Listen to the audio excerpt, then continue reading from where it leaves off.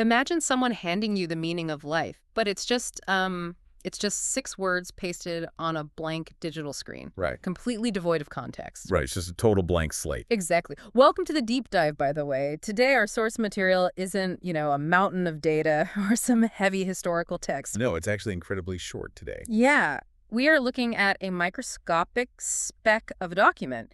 It's a single fragmented piece of text, originally in Chinese, labeled simply as pasted text. Or Xanthio de Wenzi. Right, Zantio da Vinci. And within this file, there's literally only one phrase, followed by a signature. That's it. King Xiao, Shangming Tung Dao, Sui Feng. Which translated reads, clearing the path of life, Sufeng. It's wild. It's the absolute definition of informational minimalism. Oh, absolutely. I've been thinking of it as a sort of Korean for the digital age. A digital Korean. I love that.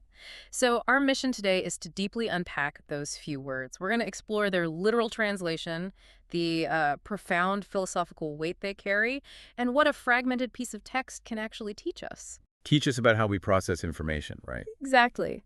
Because sometimes the most staggering insights don't come from massive textbooks. They come from these tiny fragments of thought that, force us to stop the endless scrolling. Yeah, they force you to pause, analyze a single idea, and actually apply it to your own life. Right. Because when you're handed a 500-page book, the author is basically providing a complete architecture for your thoughts. Yeah, they're building the house and telling you exactly which room to sit in. Yes. But when you're handed 6 words, you are forced to build that architecture yourself. You really are. It demands your participation. Okay, so let's unpack this. Before we can dive into the mystery of why this was saved as a random snippet on a hard drive somewhere, we have to break down what these characters mean. On a literal linguistic level, yeah. Mm-hmm. We need to understand the physical action it's demanding. Right. So the core phrase is Klingxia Shangming Tsungdao. First, you have Kingxia. Which translates to clearing, cleaning, or sweeping. Sweeping, yeah. Then Shengming, meaning life. And finally, Tungdao, meaning channel, passage, or pathway. So bringing them all together gives us this highly active directive, clearing the path of life. Or sweeping the life channel. Exactly. And there is no ambiguity in the syntax there. It's an instruction. It is. And when I hear sweeping the life channel, my mind actually goes straight to fluid dynamics. Oh, really? How so? Well, think about a riverbed. Like, a healthy river flows effortlessly because the channel is totally clear. Right, the water just moves. Exactly. But then, say, a single boulder falls into the stream. The boulder itself might not stop the whole river, but it creates this back eddy. Oh, right, where the water sort of swirls around behind it. Yes, it swirls in this slow circle right behind the rock. And because the water slows down there, it drops whatever it's carrying. Ah, I see where you're going with this. Right, so leaves, twigs, silt, they all just start collecting in that back eddy. And over time, that tiny collection of debris just compounds. Exactly, until eventually, like, a third of your river is just choked off into a stagnant swamp. What's really fascinating here is the choice of the active verb, Qingzi, sweeping or clearing.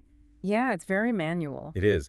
The text doesn't say, find the clear channel or hope for a clear channel. By demanding an action word rooted in manual labor, the author acknowledges the fundamental reality of that riverbed. That life just naturally gathers clutter. Exactly. Blockages aren't some failure of character. They are the default state of moving through the world. Every interaction, every stressor, every day lived is a leaf dropping into the stream. It's just the slow accumulation of everyday debris. I mean, you don't wake up one morning and suddenly find your entire life channel blocked. Right, it happens twig by twig. Twig by twig. Psychologists actually have a term for a specific type of this mental debris. It's called the Zeigarnik effect. Oh, wow. What is that? Well, it's the principle that our brains inherently fixate on unfinished tasks or unresolved conflicts way more than completed ones. Oh, tell me about it. That's so true. Right. Every unread email, every unsaid apology, every vague anxiety about the future, they all act like these micro-stressors. They're the twigs catching on the boulder. Precisely. Your neural pathways literally become clogged with the cognitive load of holding on to all those incomplete loops. Man. So the water can only flow as fast as the channel allows. And if your cognitive channel is choked with unresolved debris, your mental flow just stagnates. That brings a whole new weight to the word sweeping, doesn't it? I mean, sweeping isn't a dramatic one-time surgical procedure. Joe, it's a chore. Yeah, it's mundane, daily maintenance. You don't sweep your kitchen floor on Sunday and declare it clean for the rest of the year. Unfortunately not. You have to pick up the broom again on Wednesday. Exactly. The author is really stripping away the romanticism of self-improvement here. Yeah, we often look for these grand epiphanies to fix our lives, right? Like a spiritual retreat or a massive career change. But this phrase is suggesting that a clear life isn't achieved through some single heroic leap. Right. It's achieved through the relentless, kind of unglamorous habit of sweeping the back eddies of your mind. Before the debris compounds. Yes. Here's where it gets really interesting, though. Okay, I'm ready. So we have this uncompromising directive to grab a broom and clear the riverbed. But we have to look at the final two words of the source to understand who or what is actually guiding this process. Right. The text ends with the characters sweffing. The signature. Well, on the surface, sure. It's almost certainly a proper noun, a pen name of the author attributing the quote to themselves. Right, but the literal translation of those two characters is snow peak. Tumbik, yeah. Now, I want to push back a little against the assumption that this is just some convenient name tag slapped onto the end of a philosophical thought. Okay, how so? Well, in a text this incredibly short, every single syllable is fighting for its life, right? It's true, there's zero filler. So I think snow peak is actually the setting, or maybe the method, of the clearing. Oh, that's an interesting take. Right. Visualize a snow-capped mountain peak. It's stark, it is brutally cold, the air is dangerously thin. Very inhospitable. Yes, but above all, it is utterly uncluttered. Nothing grows there. No noise from the valley below reaches it. It's like the ultimate physical manifestation of a cleared channel. I see what you're saying. But let's be careful not to over-romanticize a literal name tag here. I mean, Xuefeng is an incredibly common pen name in Chinese literature and digital forums. Is it really? Oh, yeah. People choose names based on their hometowns Yeah. or favorite poems, or honestly just because they sound poetic. Fair enough. So are we reading too much into an arbitrary internet handle by turning it into this grand metaphor? I really don't think we are, because even if it is a common pen name, the author chose to include it in this specific pasted fragment. Or, whoever pasted it chose to keep it. Right, they didn't delete it. Exactly. And think about how to actually clear away the noisy clutter of modern everyday life. To sweep your channel effectively, you can't be standing in the middle of a crowded, muddy valley. No, you'd be too distracted. You have to adopt the mindset of the snow peak. You have to kind of rise above the tree line of your daily distractions. Embracing a bit of cold, stark honesty. Yes. Being honest with yourself is the only way to freeze out the noise. If we connect this to the bigger picture, you actually tap into a very long historical tradition of asceticism there. Oh, like monks and hermits. Exactly. Across almost every major global philosophy, from the ascetics in the Himalayas to the Stoics, altitude is equated with clarity. That makes total sense. Right. Yeah. Why do they retreat to the mountains? It isn't just for the nice view. As you ascend, the biological density of the world literally drops away. The bugs, the humidity, the underbrush. Yes, they physically cannot survive past a certain elevation. The Yeah. environment becomes harsher, forcing your brain to switch from the complex, noisy anxieties of societal living. Into just a pure essentialist mode of survival and focus. Exactly. So you leave the back eddies behind entirely. You're up at the source of the river where the water is nothing but freshly melted ice. The snow peak represents that required psychological detachment. I mean, you can't perform a deep audit of your life's blockages if your phone is buzzing in your hand, No, definitely not. or if you're surrounded by the very environment that's clogging your channel in the first place. You need the cold clarity of the peak to actually perform the maintenance. The cold clarity. I like that. Because sweeping out the debris of your life isn't usually some warm, fuzzy experience, is it? Not at all. It's usually pretty difficult. Yeah, like cutting out a toxic habit or ending a bad relationship or finally quitting a job that's just suffocating your potential. That requires the brutal, unforgiving objectivity of a snowstorm. It is a harsh act, yeah. But it leaves behind pure white snow. Exactly. It's an act of necessary self-preservation. So whether Javan was intended as a literal location, a metaphorical state of mind, or simply the author's chosen identity, It fundamentally colors the directive. it does. It tells you how to sweep with detachment, elevation, and uncompromising purity.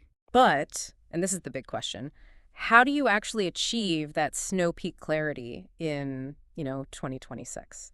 When our lives are lived almost entirely down in the noisy, hyper-connected valley. That is the challenge, isn't it? It is. But ironically, the anonymous person who saved this file showed us exactly how to do it through the very medium they used. Ah, the metadata. Yes. So what does this all mean?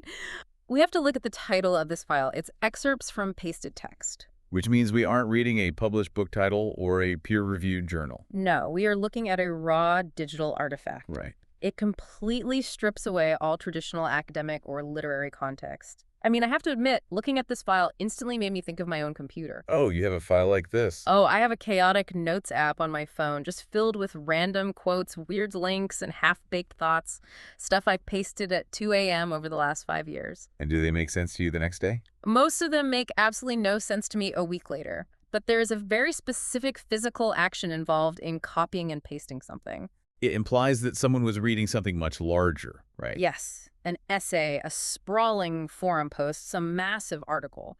And they were so profoundly struck by this one specific phrase that they just stopped their momentum. They hit pause on the intake. Right.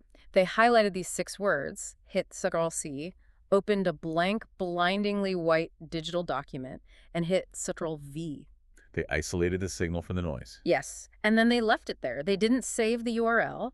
They didn't save the publication date, the author's biography, or any of the surrounding paragraphs. They discarded the entire valley and only kept the peak. That is exactly it. And encountering a piece of wisdom completely stripped of its original context, it fundamentally alters the way your brain interacts with it. It really acts as a form of extreme cognitive curation. Because in the field of information theory, context is usually king. Right. When you read a philosophical quote within a larger book, you rely on the author's framework. The surrounding paragraphs hold your hand, explicitly telling you what the quote means. How it applies to their life, how you should interpret it.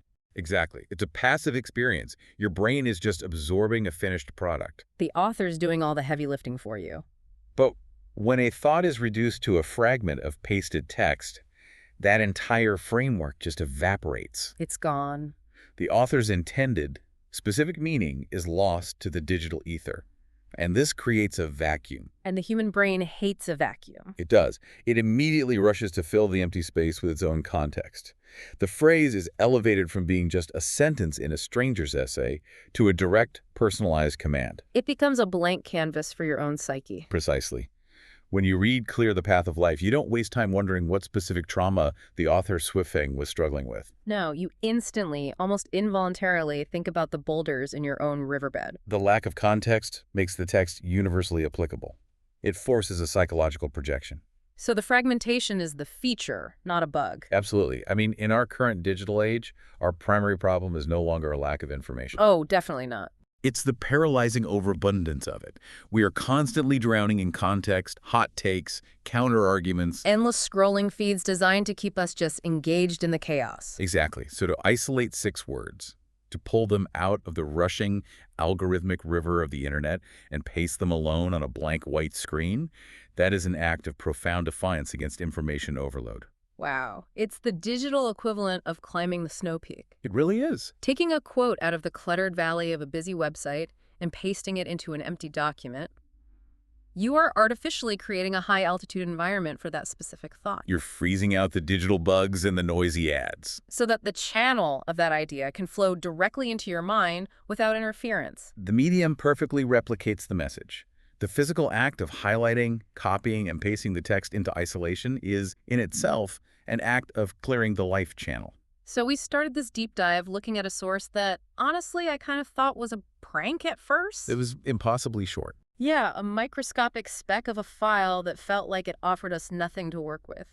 And yet it contained the density of a collapsed star. It really did. We took 6 Chinese characters, clearing the path of life, Shofeng, and a file name, and found a complete framework for navigating modern existence. We explored the relentless daily necessity of sweeping away our psychological debris. Right, before the back eddies of our minds become choked with that Zeigarnik effect you mentioned. And we challenged the imagery of the snow peak, recognizing that sometimes you need brutal, cold elevation to detach from your daily anxiety. Just to see your blockages clearly.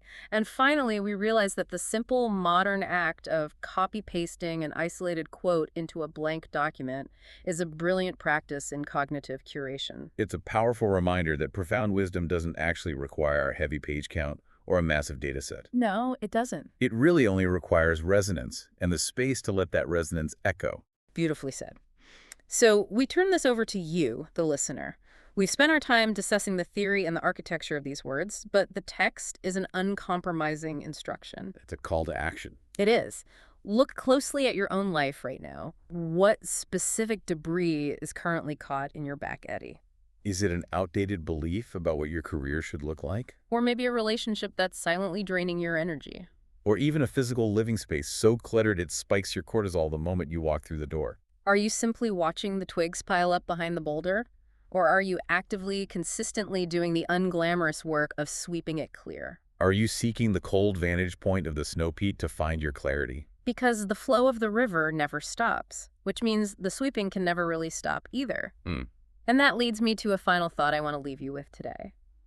Something for them to mull over. Yeah, something to explore on your own long after you finish listening to us. We just spent our time unpacking someone else's digital fragment, someone else's essential truth that they felt so deeply compelled to copy, isolate, and save from the noise of the internet. Right. But what about you?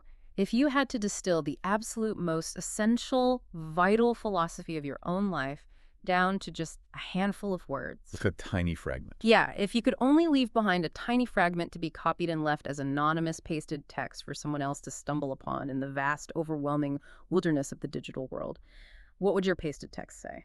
Would it be a tiny speck of profound density? Waiting to stop a stranger in their tracks.